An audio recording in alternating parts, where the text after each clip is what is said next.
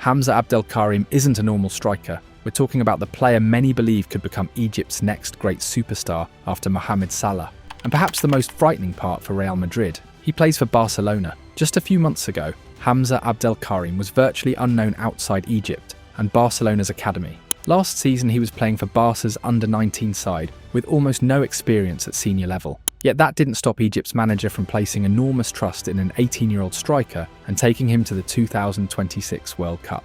That decision suddenly changed everything. In the space of a few months, Hamza went from being the breakout star of Egypt's under-17 Africa Cup of Nations to becoming the youngest goalscorer in both Al Ahly's history and the Egyptian Premier League. He played only 11 senior matches, but scored an incredible 8 goals, proving that age meant absolutely nothing whenever he stepped inside the penalty area. His form continued after arriving at Barcelona. He helped Barca win the Division de Honor Juvenil, scoring 6 goals in just 11 matches, including an extraordinary hat-trick of headers against Monte Carlo that perfectly showcased the qualities making scouts across Europe pay attention. Those performances earned him a place in Egypt's World Cup squad, where he featured in 5 of the team's 6 matches despite still being one of the youngest players in the entire tournament. But Hamza's rise didn't stop there. During his first appearance with Barcelona's senior team in pre-season, he immediately became the main talking point. First, he attacked the penalty area with complete conviction to win the penalty that opened the scoring. Then, showing remarkable confidence for an 18-year-old, he stepped up and converted it himself to score Barcelona's first goal of the pre-season. His second goal revealed another side of his game. Raúl González once said that rebounds are a striker's best friend. Hamza proved exactly why.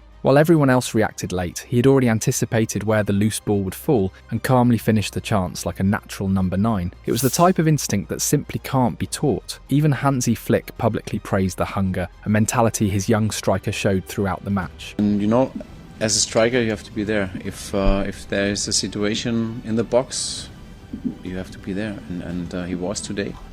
And I think it gives him a lot of confidence for the next weeks. His performances have only strengthened the coaching staff's belief that he's ready for much bigger challenges. Every opportunity he receives seems to end the same way. Hamza proving he belongs at a higher level, and at just 18 years old, he's already sending a very clear message. Barcelona may not have a long-term number 9 secured for the future, but he's ready to fight for that role himself, because he already possesses many of the qualities Flick wants from a striker. He naturally positions himself around the penalty spot like a classic centre-forward, dominates in the air thanks to his height, timing and movement, attacks space behind defenders with real aggression and works relentlessly without the ball. He also links play well enough to keep Barcelona's attacking structure flowing before immediately sprinting into goal-scoring positions. He's different. He's 1.82 metres tall, physically strong, and already plays with the confidence of an experienced professional. More importantly, he looks like exactly the type of striker Hansi Flick wants to build around, the future number 9 of Barcelona, a player capable of solving one of the club's biggest long-term problems. And judging by everything we've seen so far, he has all the talent in the world to do it. Don't believe me? Take a look at this. Hamza Abdelkarim's career looks as if it has skipped every normal stage. Before moving to Spain, his professional record with Al Ahly consisted of only 9 matches and 363 minutes. 1 appearance in the Egyptian Premier League, 6 in the League Cup, 1 in the Egyptian Cup,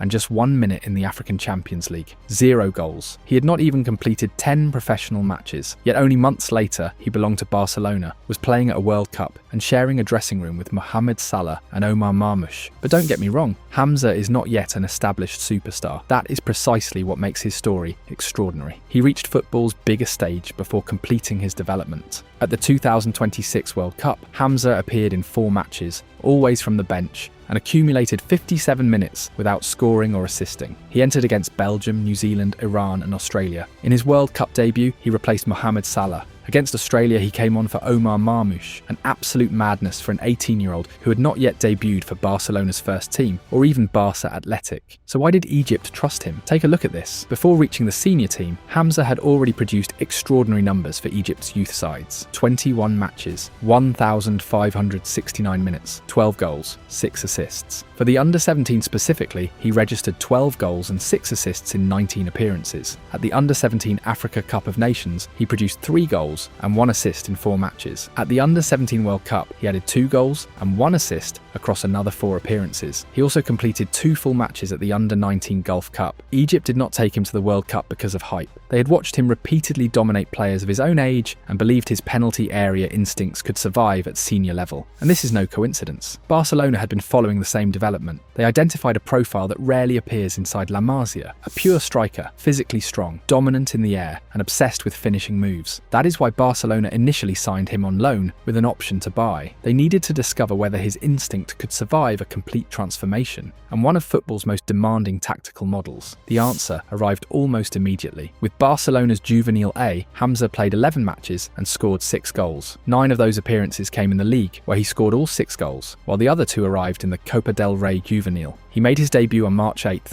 and scored against Huesca. Then came the performance that changed the perception around him. A hat-trick against Monte Carlo during Barcelona's successful Division de Honor campaign. 3 goals, all with his head. Monte Carlo coach Néstor Paricio described him as impossible to stop and a hammer on every aerial ball. Hamza was attacking everything, and that explains why Barcelona believe this can work, and I'm going to prove it. Barcelona did not complete his permanent signing because they expected him to save the first team immediately. They gave him a contract until 2029 because they want to control every stage of his development. The plan is clear. Keep him close to Hansi Flick. Allow him to train with the senior squad.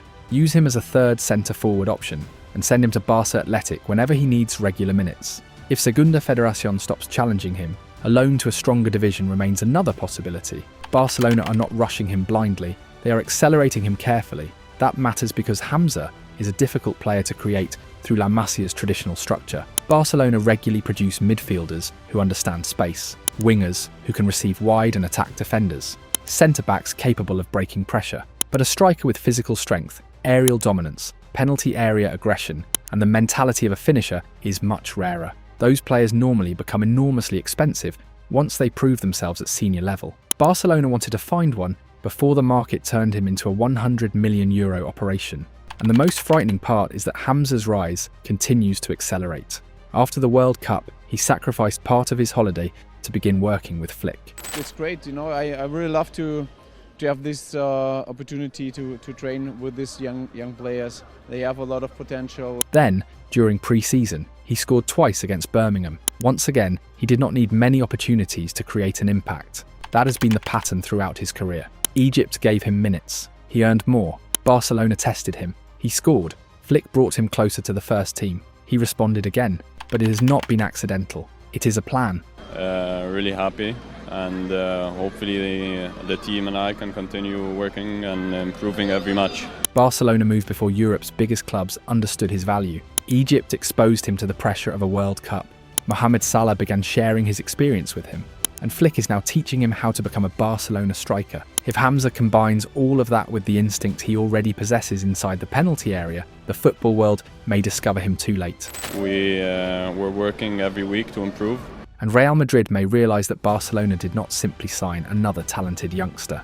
They found a number 9 before everybody else knew they needed to be afraid of him. Hamza Abdelkarim is not the new Mohamed Salah because of the way he plays. The comparison comes from his nationality, his age, and the possibility that he becomes Egypt's next great attacking superstar. Tactically, however, they belong to completely different families. Hamza is a pure number 9. He occupies the centre-backs and remains alert to every loose ball inside the area. That is why Hansi Flick is watching him so closely. Barcelona regularly produce midfielders who understand space, wingers who receive wide, and defenders capable of breaking lines through passing. What La Masia rarely creates is a strong centre-forward who dominates in the air, fights inside the box, and thinks constantly about finishing. Hamza offers exactly that. Against Europa, he started without scoring, but his strength, hold-up play, and ability to occupy defenders still earned praise. He gave Barcelona something different: presence. Don't believe me? Take a look at this. At the Under-17 World Cup against Venezuela, Hamza positioned himself between the centre-backs, waited for the cross, and attacked it with power. The closest comparison is Erling Haaland's header against Manchester United in October 2022.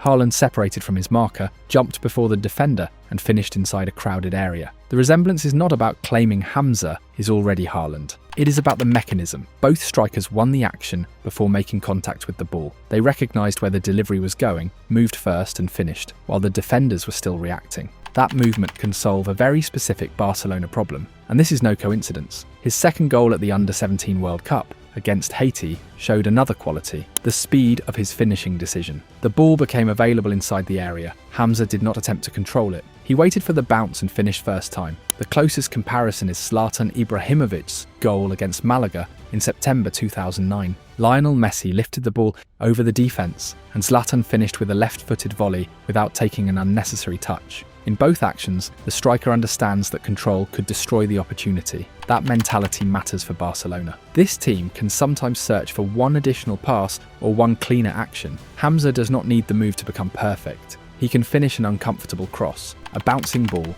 a deflection, or a poor clearance. Any imperfect contact inside the area can become a goal. His second strike against Birmingham confirmed it. Rooney Barghi shot from outside the box. The goalkeeper parried it, and Hamza reacted before the centre-backs. Clearest comparison is Robert Lewandowski's goal against Atletico Madrid in April 2026. A teammate shoots, the goalkeeper saves. The number 9 is already positioned for the rebound. That is what natural goal scorers do. But this is not all. Against Birmingham, Hamza also won and converted a penalty. He completed 62 minutes, scored twice, and was presented as the best player of the match. His first goal came from another classic number 9 movement. He anticipated the available space, attacked behind the defensive line, and forced the defender to bring him down. That performance showed 3 different threats: movement behind, composure from the penalty spot, an instinct around rebounds, and absolute madness for an 18-year-old still adapting to Barcelona's football. But don't get me wrong, Hamza remains incomplete. His physical power and penalty area instinct can already offer solutions, but he must improve outside the box. His first-time layoffs are not always clean. His decisions between the lines can be slow. He still needs to recognise when to drop towards the ball and when to remain high, and his pressing requires greater discipline. Under Flick, effort alone is not enough. Hamza also needs to accelerate his adaptation to positional football. Jordi Roura identified the main challenge clearly. He must decide faster, understand the game more deeply, and absorb Barcelona's tactical principles. However, the club have already seen important progress. He has developed physically, he competes better in duels, and he protects the ball with greater security. That is why Barcelona do not need to make him a permanent starter immediately. His first task is to solve a problem of profile and depth. He can train with the first team, play regularly for Barca Athletic,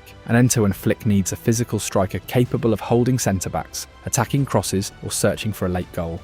No, it's like for me it's like to go step by step. That role alone can become enormously important, and I'm going to prove it. People call Hamza the new Salah because of his passport, but his goals speak another footballing language. His header resembles Haaland, his immediate finish resembles Zlatan, his reaction to the rebound resembles Lewandowski. That does not mean he is already equal to any of them. It means Barcelona have found a profile they normally have to buy from somewhere else. A strong, aggressive and instinctive centre-forward who can offer solutions that La Masia rarely produces. And that is what should frighten Real Madrid. Barcelona may already have the winger who can define the next decade in Lamine Yamal. Now they may also have the number 9 capable of growing beside him. Hamza is not simply another academy prospect. He is a completely different weapon. A striker who can score without controlling the match. A forward who can transform one cross, one rebound or one mistake into a goal. And although he still has much to learn, Barcelona may have discovered the solution to their future number 9 problem before the rest of Europe realised it existed. Hamza Abdelkarim is becoming exactly what Real Madrid were afraid of.